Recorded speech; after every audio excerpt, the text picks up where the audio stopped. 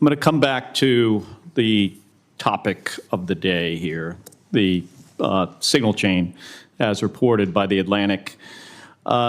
Ms. Gabbard and Mr. Ratcliffe, you each testified that there was no information operational in nature, no classified information. So I want to ask each of you just a series of, just respond yes or no. I'll start with Ms. Gabbard. In the signal chain that we have been talking about, was there any mention of a target in Yemen?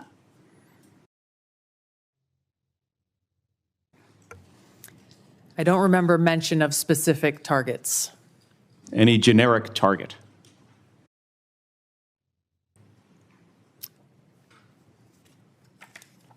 I believe there was discussion around targets in general. Mr. Ratcliffe. I think that's consistent with my recollection. Again, I don't have access to that. Was there any mention, Ms. Gabbard, of a weapon or weapons system? I don't recall specific weapons systems being named. I'm not talking about specific, any weapon or weapons system. I don't recall specific names of systems or weapons being used or named within the Well, I'm chat. not asking whether, I don't want you to tell me what the specific weapon was, but any weapon at all. Mr. Ratcliffe, same question. I don't recall. How about anything about timing? Ms. Gabbard. I don't recall specific timing. Was there any mention? I won't get into the detail of the conversation, but obviously there was a significant amount of planning and internal discussions that had occurred prior to and outside of this signal chat. Mr. Ratcliffe, you're nodding your head. Any mention of any military unit whatsoever? Mr. Ratcliffe. Not that I recall. Ms. Gabbard. Not that I recall. Okay, so I understand that DoD policy prohibits discussion of even what is called controlled unclassified information, or CUI, on unsecured devices. Are both of you aware of that DoD policy? I haven't read that policy. Not familiar with the DoD policy, but I would say that the Secretary of Defense is the original classification authority for DoD in deciding what would be classified information.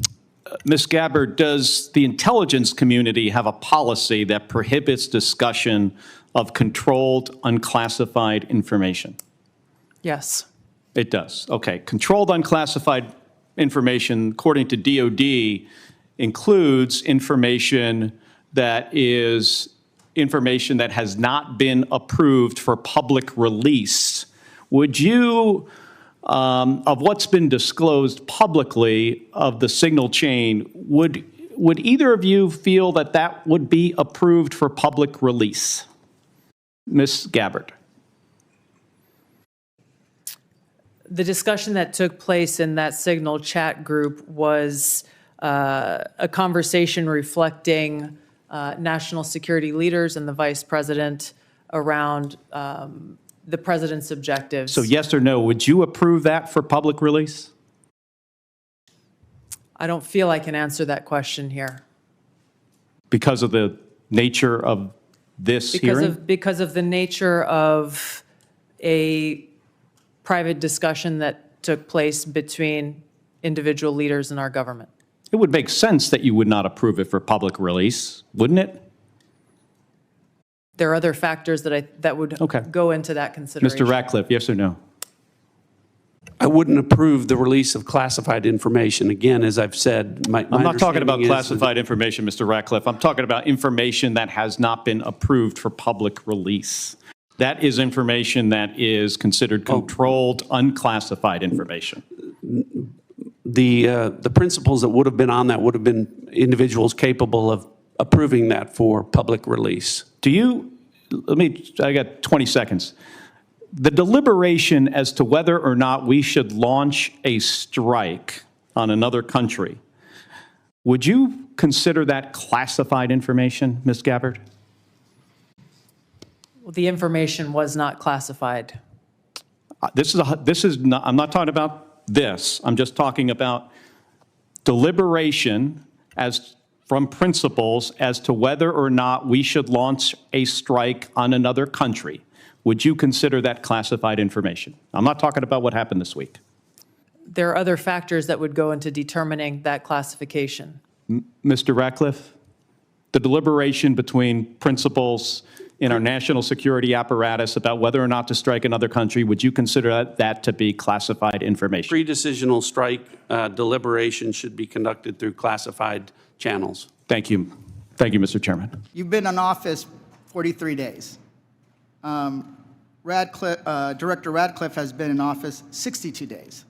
This was considered the first major military operation using lethal force of the Trump administration. Was this the first? This was probably the first time that you've been involved with a discussion like this on a thread. It was not discussing, you were not on a group chat discussing where we're going to go for lunch. You're discussing putting men and women of the armed services in harm's way. That's a major decision. So, and when did that happen? 10 days ago? Okay, I'll answer that. It happened 10 days ago. Here's the point. Like something of this magnitude, it's something that you would not forget. It's something that most people, if you're taking this job so seriously, that you would not forget. I mean, since I've been on this committee, there's been days that I have woken up in the middle of the night from the things I've learned in SCIF. So deciding to use military force is something hard to imagine. So the do not recall doesn't pass the smell test.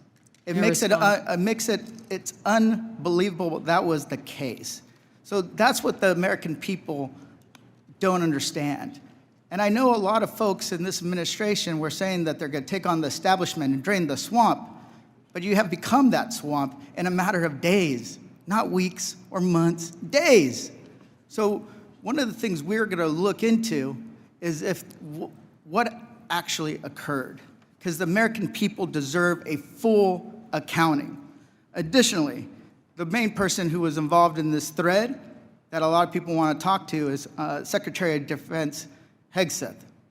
And a lot of questions were brought up regarding his drinking habits in his confirmation hearing. To your knowledge, do you know whether Pete Hegseth had been drinking before he leaked classified information? I don't have any knowledge of Secretary Hegseth's personal habits. Director Radcliffe, same question. Yes or no? You know, no, I'm going to answer that. I think that's an offensive line of questioning. The answer is no. I find it interesting that you want to. I'm going to answer. You asked me a question. Do you want an answer? No, listen. You don't want to focus on the good work that the CIA is doing, that the intelligence community. Director, I reclaim my time. Director, I reclaim my time. Here, I have huge respect for the CIA, huge respect for our men and women in uniform. But this was a question that's on the top of minds of every American, right? He stood in front of a podium in Europe holding a drink. So of course, we want to know if his performance is compromised. If people were asking if the General Austin was compromised because of a heart issue, was his performance compromised because of a successful strike? I yield back, Mr. I bring my.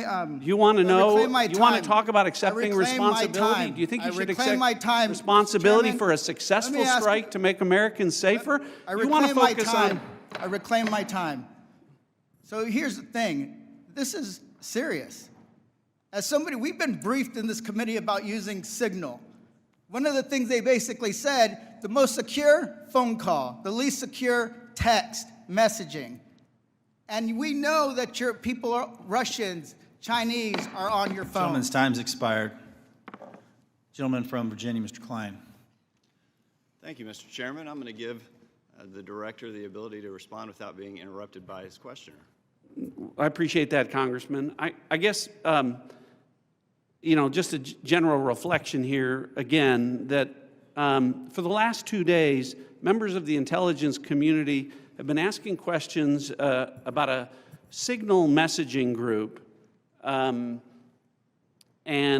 not asking questions from Democrats either in the Senate or the House on China, Russia, Iran, and the real threats that are going on to the United States. And you can say that you care about the good work that agencies are doing like the CIA and that you care about 140 stars on the wall, but no one's asked me about my second day on the job here, where I lit the fuse that led to a foreign government participating with us to capture one of the senior planners of the Abbey bombing that killed 13 Americans.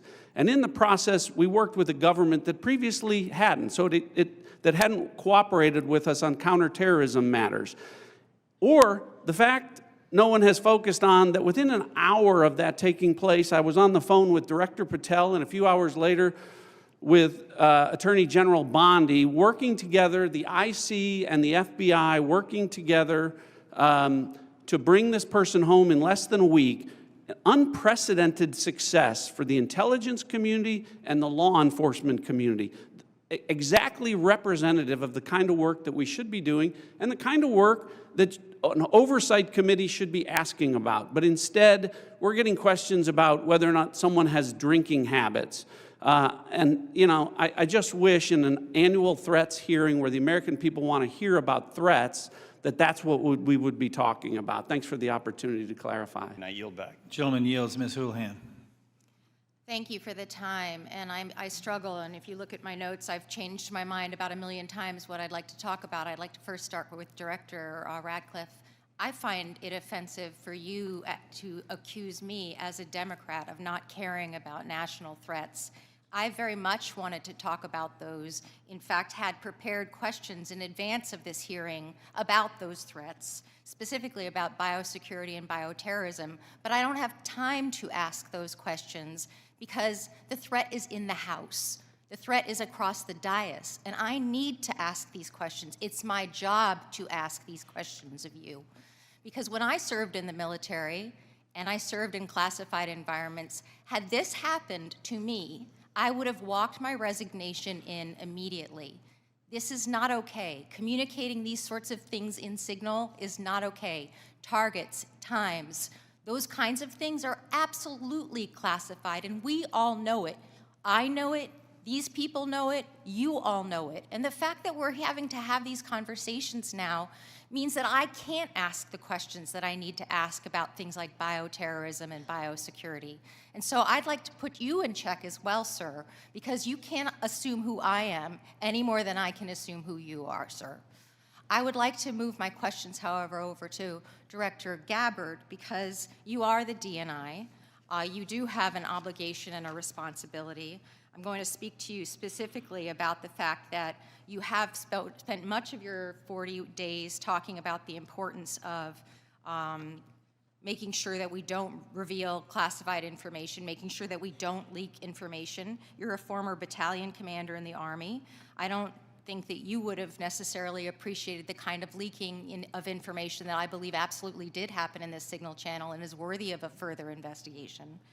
In fact, this committee established something called 50 U.S.C. 3235A, and this committee, on a bipartisan, apartisan basis, requires you, the DNI, to swiftly notify Congress and the Intelligence Committee if you're aware of any sort of significant unauthorized disclosure or compromise of classified information, which I would argue this has all of the markings of being that.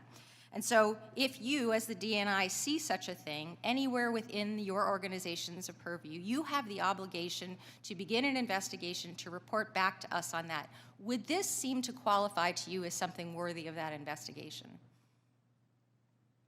Thank you for your question, Congresswoman. In this situation, Secretary Hegseth has the Yes or classification no? and You are the declassification DNI. authority over DOD information. This chat did not have the auspice of being a DOD chat. There's no such thing as labeling it as DOD. This was a chat amongst a great variety of people, and you, according to our law that we passed here bipartisanly, have an obligation when you think there has been a tangible, significant leak of information to instigate an investigation. Do you not think it's important to do such a thing?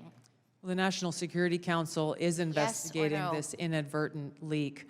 And again, I point to Secretary Hegseth as having the classification. I and would argue that classification Secretary authority. Hegseth, if he had the dignity that he needs to have, should be walking his resignation in, because I believe that his probably is heading toward being relieved of his duty based on what I think are significant and illegal leaks, most likely. I would like it if you would please commit to this organization that you will follow the law, and I would like it if you would also investigate what is likely to be more than just this chat. Because if there's one, there's more than one. If there's smoke, there's fire. Would you please obligate yourself and your organization to that investigation? Yeah, Congresswoman, yes, I will follow the law. Thank you. I appreciate that. And Director Patel, I learned just recently that you only heard about this yesterday, which blows my mind since I heard about it 2 days ago, and I'm just a low on the dais, junior chipmunk here. Did you really only hear about this yesterday?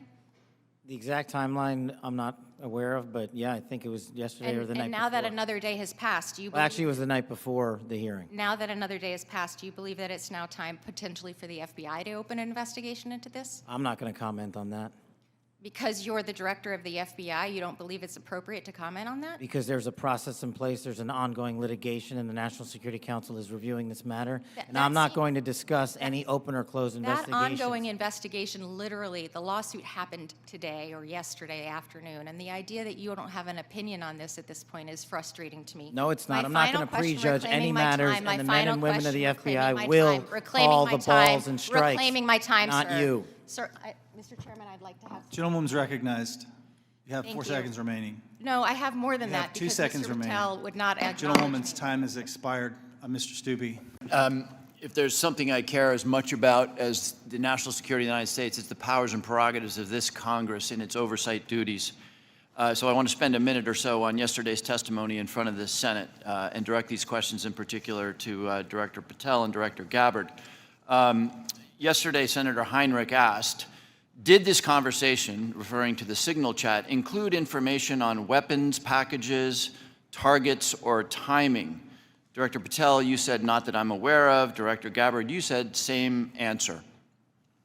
This morning we learned that the signal chat included the following update, forward-looking update from the Secretary of Defense.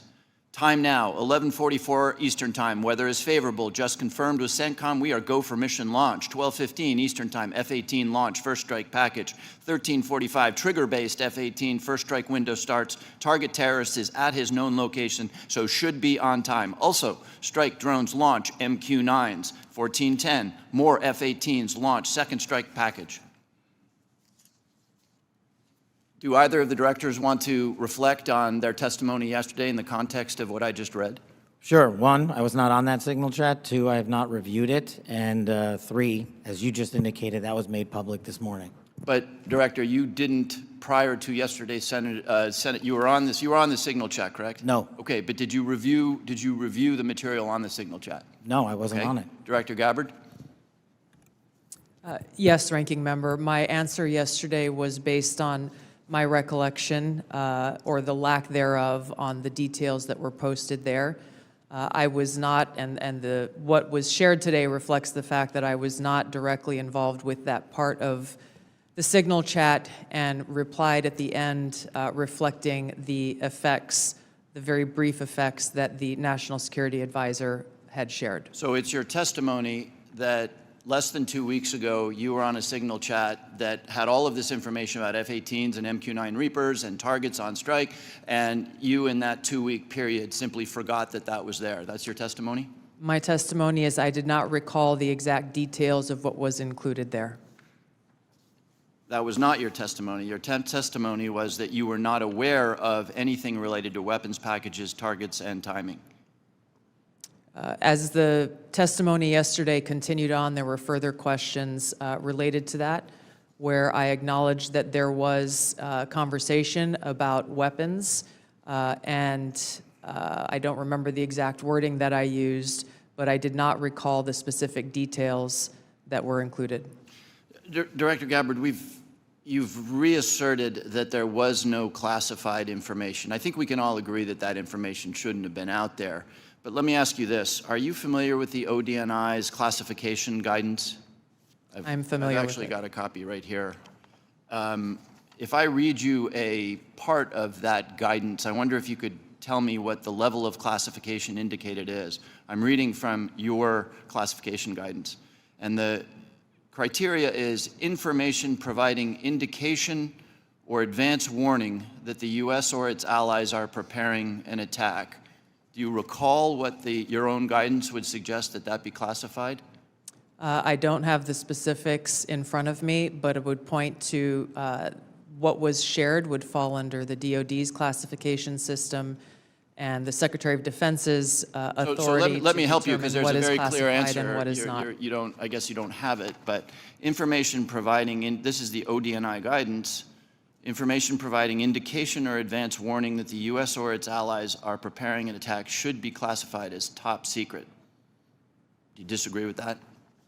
I don't disagree with that. I just point out that the DoD classification guidance is separate from the ODNI's classification guidance. Do you think it would be and materially different? Ultimately, the Secretary of Defense holds the authority to classify or declassify.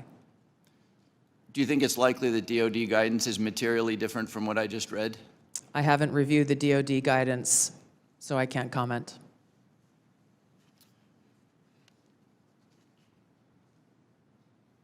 Director Gabbard, a lot of this suggests sort of a lack of sobriety. When there's punch emojis and fire emojis, it's a lack of sobriety.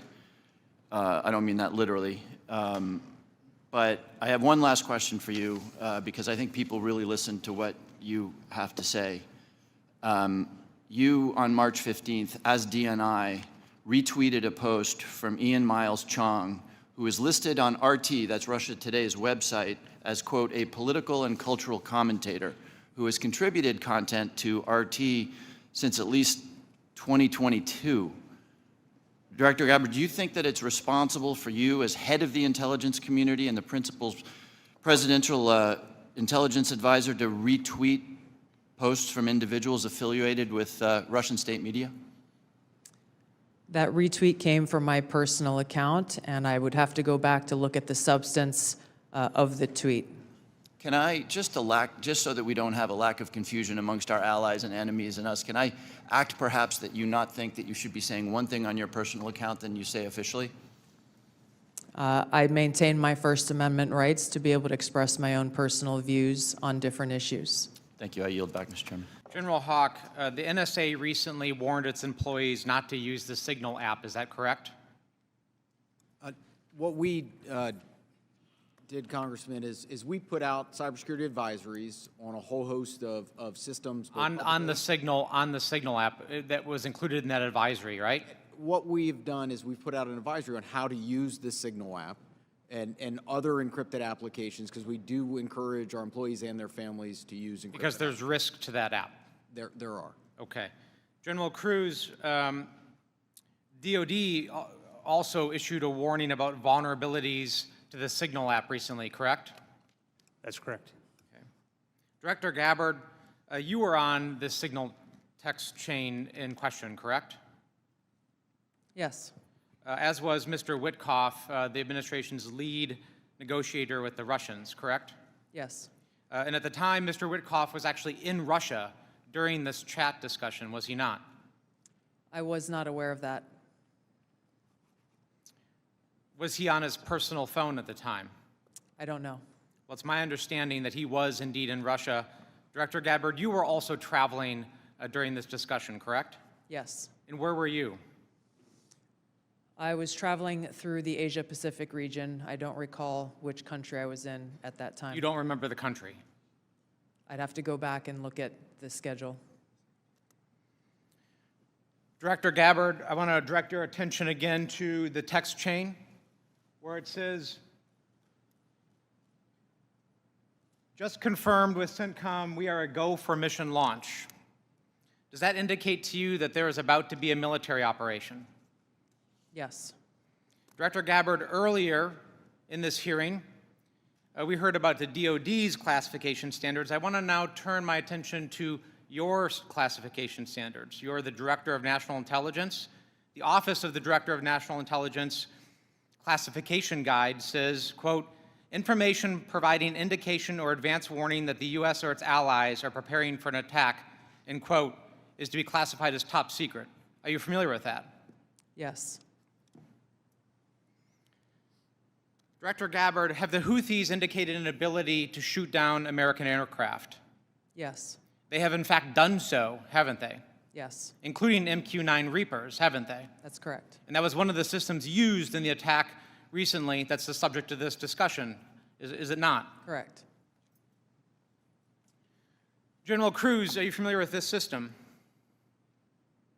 I'm not wearing my glasses at the moment, but... Well, I'll help you out. This is an SA-3 anti-aircraft system. Correct. Are you familiar with this next system? I am. What is it?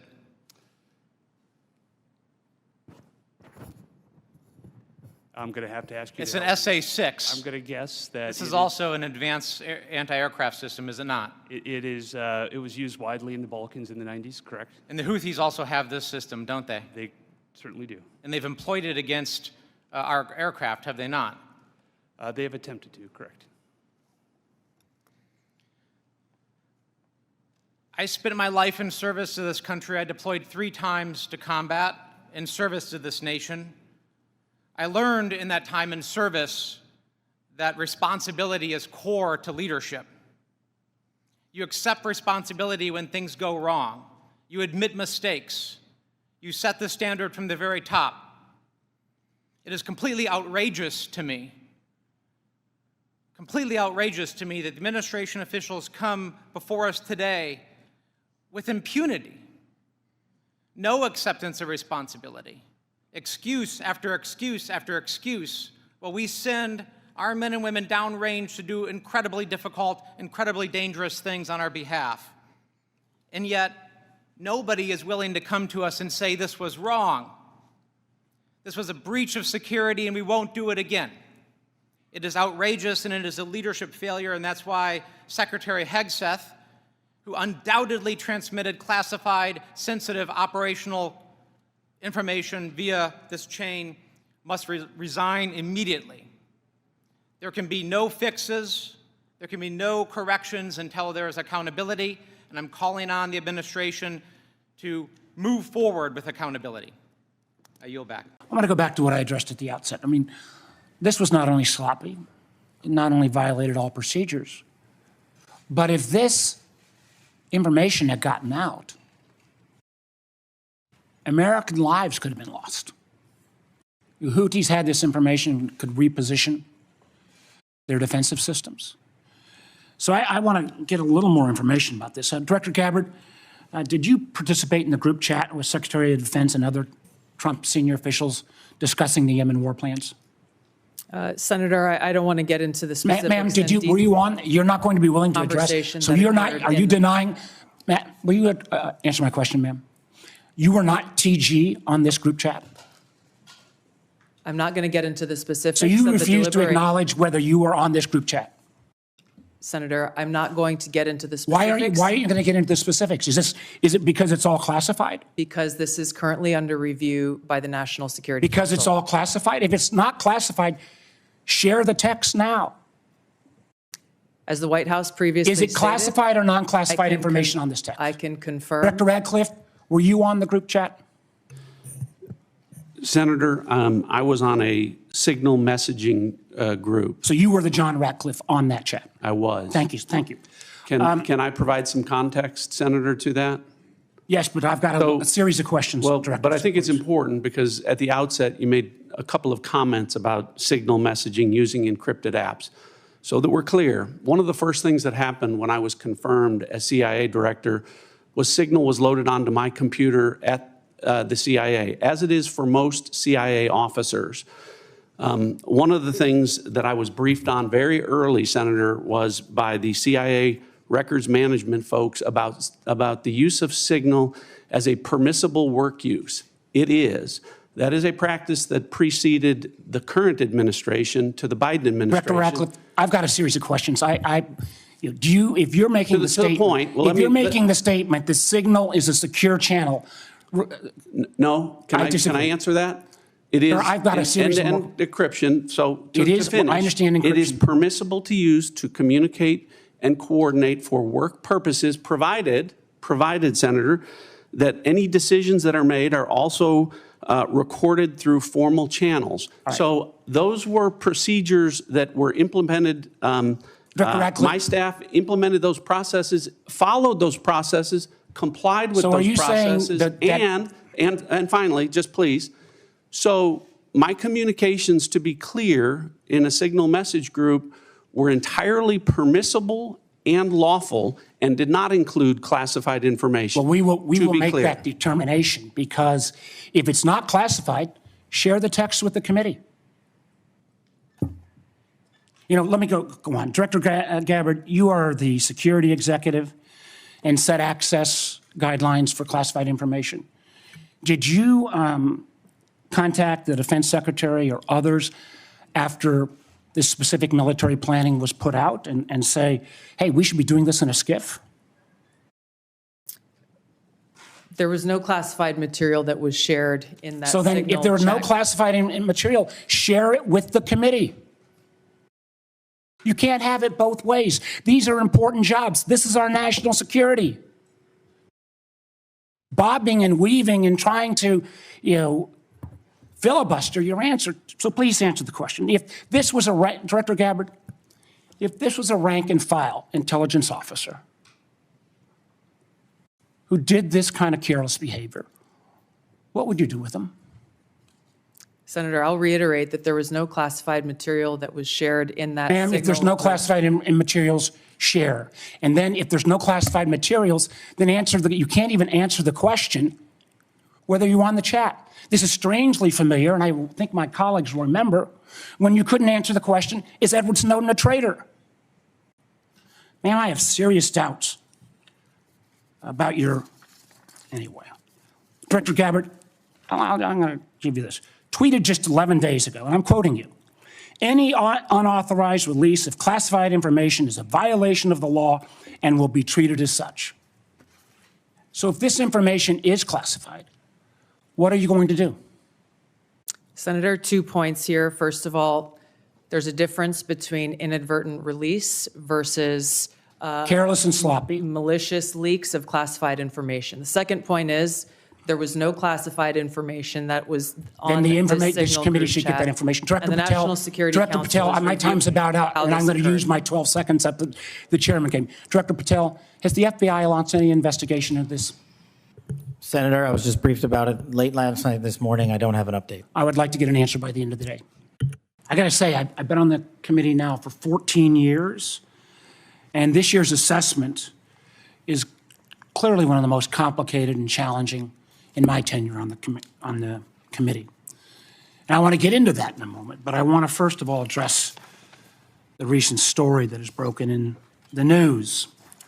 Yesterday, we stunningly learned that senior members of this administration, and according to reports, 2 of our witnesses here today were members of a group chat that discussed highly sensitive and likely classified information that supposedly even included weapons packages, targets, and timing, and included the name of an active CIA agent.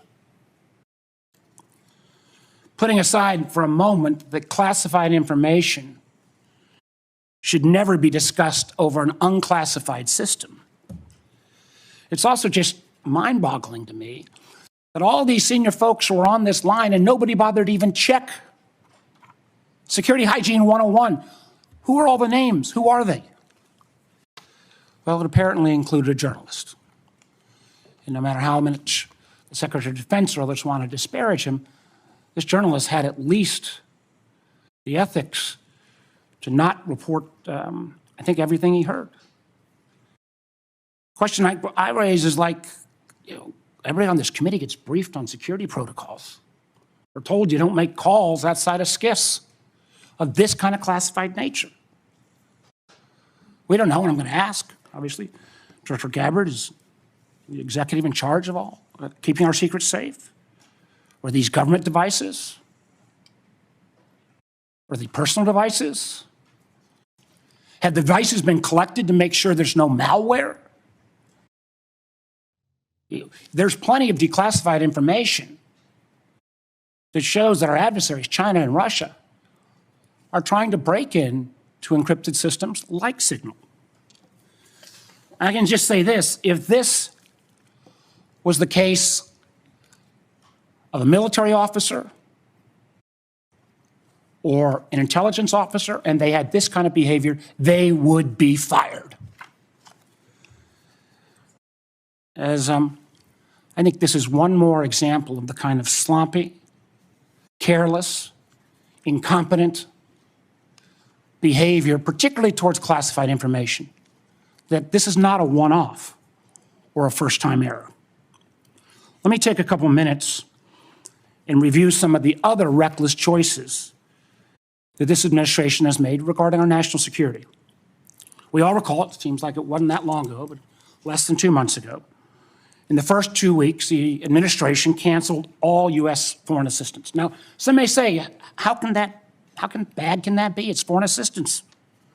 Well, U.S. foreign assistance paid for the units in Ukraine that provide air defense to civilian cities being attacked by Russia. Foreign assistance paid for guarding camps in Syria where ISIS fighters are detained. Foreign assistance paid for programs abroad that ensure that diseases like Ebola don't come home. And until recently, it paid for the construction of a railway in Africa that would have helped given the United States much needed access to critical minerals in Congo. Now that project, China's going to try to finance it. As well, in the first 2 weeks, Director Patel, the administration fired several of our most experienced FBI agents, including the head of the Criminal Investigative Division, the head of the Intelligence Division, the head of the Counterterrorism Division, the heads of the New York, Washington, and Miami field office, all individuals who were distinctly and directly responsible for helping to keep America safe. The irony in a little bit was the recently dismissed head of the Counterterrorism Division was involved in disrupting the ISIS attacks planned for Oklahoma City and Philadelphia and helped lead the effort to bring to justice the key planner of the Abbey Gate bombing in Afghanistan that killed 13 U.S. servicemen and 150 civilians. That very Abbey Gate effort was actually praised by the president in his State of the Union address. Yet the administration's response to these agents, I believe, good works and years of service, was to force these folks out. It's hard to imagine how that makes our country safer. Nor can I understand how Americans are made more secure by firing more than 300 staff at the National Nuclear Security Administration, including those responsible for overseeing the security and safety of the nuclear stockpile. Or by ousting 130 employees at CISA, the agency directly responsible for trying to take on China's Salt Typhoon attack. Again, after Salt Typhoon, I would have thought folks on that group chat might have thought twice. Or how we made safer by sacking 1,000 employees at the CDC and NIH who are actually directly working on trying to keep our country safe from disease. Or by pushing out hundreds of intelligence officers. The amazing thing is that our intelligence officers, they're not interchangeable like a Twitter coder. These intelligence officers, our country makes $20,000 to $40,000 of an investment just in getting a security clearance. Literally goes into six figures when you take the training involved. Can anyone tell how firing probationary individuals without any consideration for merit or expertise is an efficient use of taxpayer dollars? And just to make clear that yesterday's story in the Atlantic was not this rookie one-off. It's a pattern.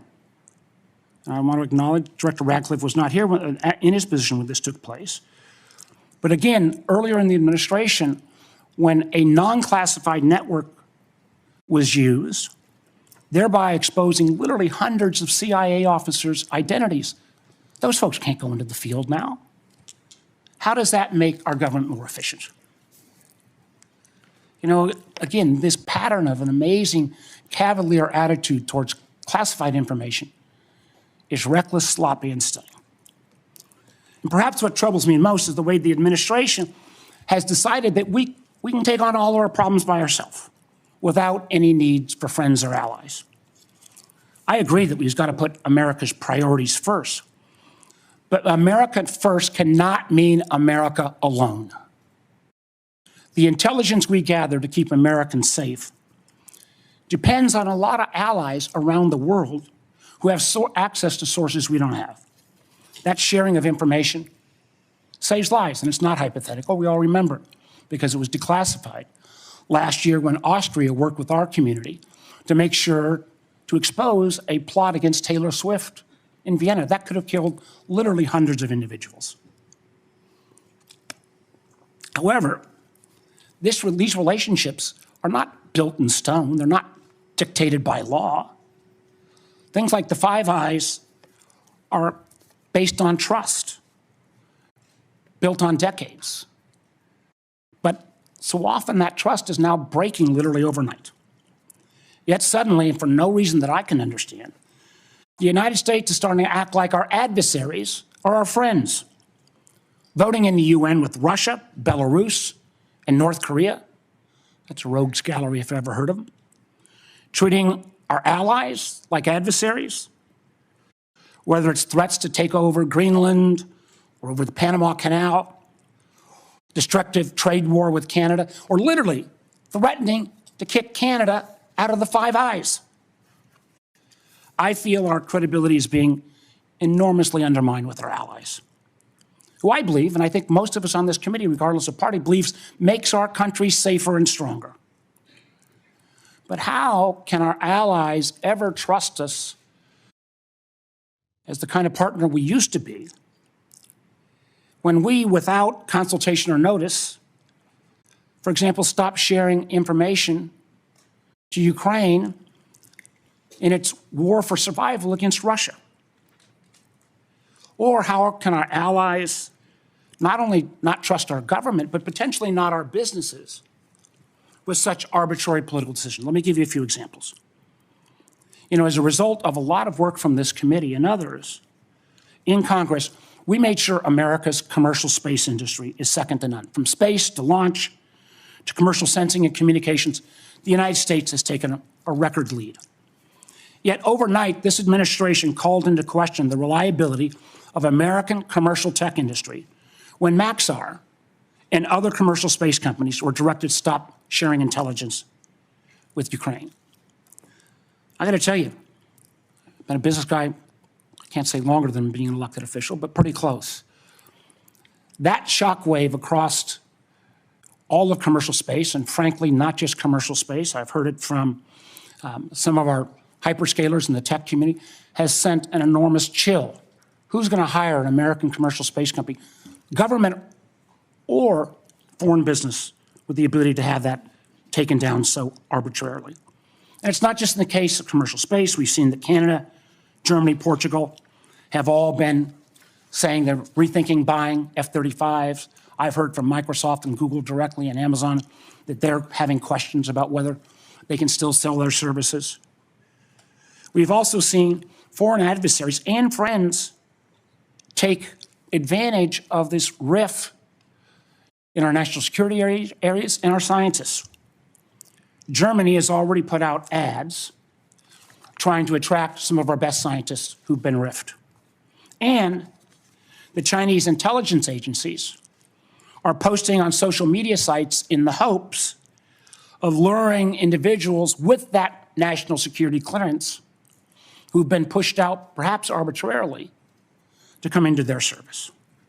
So no, the Signal fiasco is not a one-off. It is unfortunately a pattern we're seeing too often repeated.